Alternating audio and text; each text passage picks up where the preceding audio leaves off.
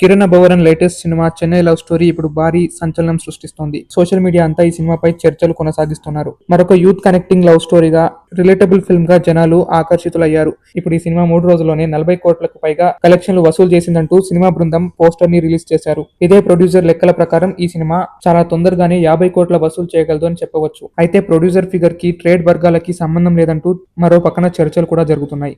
Trade figure తీసుకున్నా, producer figure తీసుకున్నా సరే ఈ సినిమా కిరణ్ అబ్బవరన్ కెరీర్ లోనే హైయెస్ట్ గ్రాసింగ్ ఫిల్మ్ గా మాత్రం నిలబడుతుందనేది చెప్పవచ్చు. కాబట్టి థియేటర్ లో ఈ సినిమా యొక్క హల్చల్ అనేది నిజమే అనేది తెలుస్తోంది. మొత్తం మీద ఈ సినిమా 50 కోట్లకు పైగా వసూలు చేసుకోవడం, జనాలు కూడా ఈ సినిమా బాగుందనటం కిరణ్ అబ్బవరన్ కెరీర్ కి మరొక డోస్ అనుకోవచ్చు. తొందరలో కిరణ్ అబ్బవరన్ ఇప్పుడు మరొక ఫ్యామిలీ ఆడియన్స్ హీరోగా కిరణ్ అబ్బవరన్ మారుతాడా లేదా, లాంగ్ రన్ లో ఎంత కలెక్ట్ చేస్తుంది అనేది చూడాల్సిన విషయమే. మరెన్నో అప్డేట్స్ తో కలుద్దాం, చూస్తూనే ఉండండి.